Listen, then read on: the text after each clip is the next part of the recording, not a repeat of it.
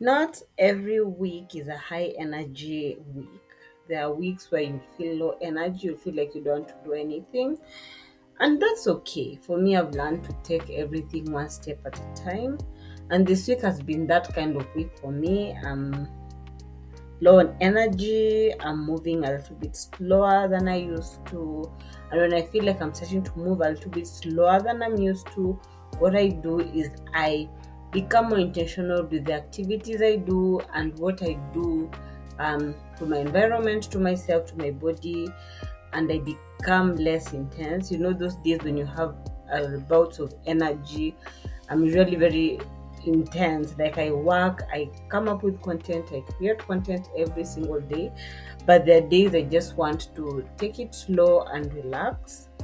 And I've also learned, like I keep on telling you guys in this YouTube channel, that being slow, taking everything slow, doesn't mean you're stuck in your life or you've lost direction in what you're supposed to do. No, there are still small, meaningful things that you can do to keep moving forward, even when your energy is low. And in today's video, I'm sharing a few of my favorite low energy tasks. My name is Charity. I'm a certified nutritionist and I'm a digital content creator, mental health advocate, and all that. Let's start with something I always come back to, and that is journaling. On low energy days, I don't force deep reflection or perfect prompts. Sometimes I just write a sentence or a word. Sometimes I make a list and then I will revisit the list when I'm having high energy to actually complete writing what I had wanted to write on the list.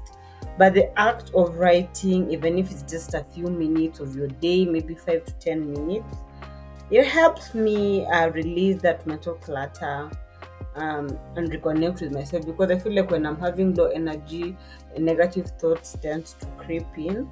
So I usually journal any hanging thoughts that might fester into something that is not. And it doesn't have to be pretty, I'm a perfectionist. I always want everything to be good.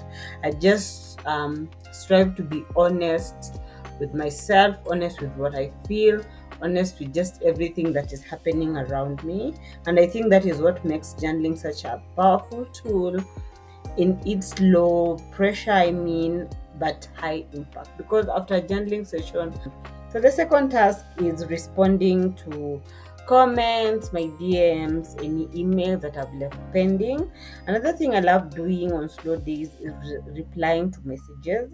I go to my all my DM boxes, inbox, Facebook, TikTok especially, my email, spam box, primary inbox, social, promotional. I go and look at each and every one of them. Um, Especially when I don't have energy to create something new, I always shift to connection mode, and that is why I go and look at all those inboxes.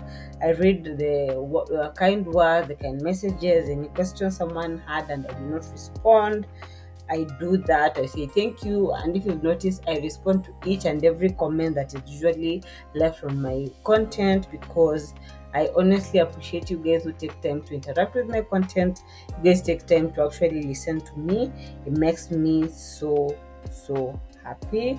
So connection is movement, and community is part of the work. The third task is creative rest. I know you're wondering, you're creative and you're resting, because creativity, it requires you to use your mind. Crocheting, light designing, or something is my go-to thing. Um, Crocheting is best. If you've been following me for a while, you know I crochet a lot, and I usually post videos of me crocheting and talking about how it has helped me center my thoughts. For me, it's rhythmic, soft, it doesn't require a lot of pressure. Just if you're good at it, you can even crochet while you're watching. You can also paint. You can design something digitally. For me, also, I love creating mood boards. Any mood I'm feeling at that time, I go to Canva and I come up with a mood board to reflect how I'm feeling. And sometimes, if the mood board is okay, I usually use it as part of my wallpaper. So that you can do. Um, I feel like it's slow and it makes me happy. Like if you've noticed, my content is usually carousel format, when you see me posting a lot of characters, just know I'm doing digital therapy. I'm feeling my lowest, so I'm designing and resting at the same time so that I can feel like I'm a little bit useful. The key to this, it's play and not performative. It keeps me inspired without requiring me to be always on, because I'm very creative. So when I'm resting and creating at the same time, I feel like I don't have the pressure to deliver. Like when I'm under a high bout of energy that requires me to deliver. So the fourth task is soft digital cleanup. This is something I recently come across. And this usually happens when I have little energy left. I go to my laptop, I go to my phone, and just start deleting pictures. Maybe you took 5 pictures and you don't want to use any of them, I delete them.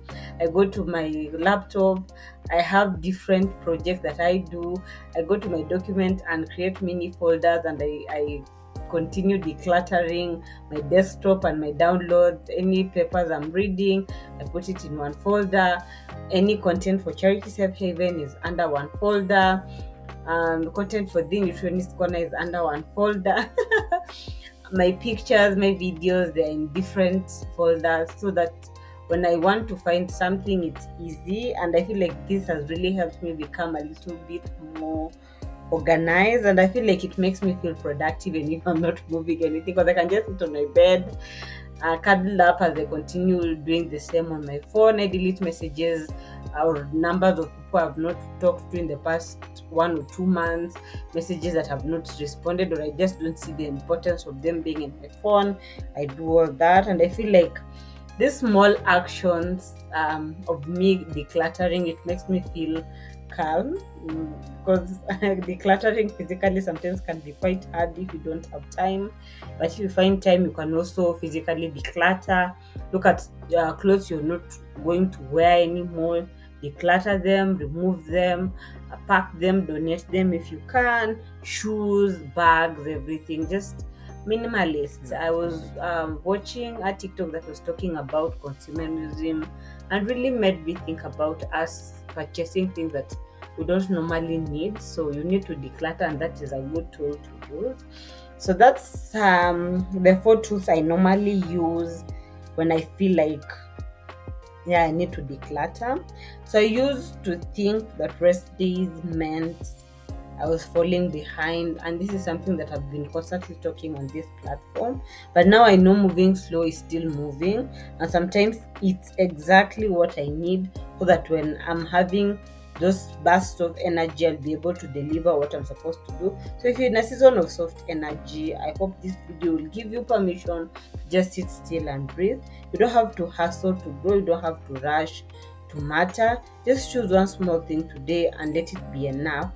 This is the kind of gentle productivity that, if this kind of gentle productivity resonates with you, please subscribe to my YouTube channel, Charity Safe Haven.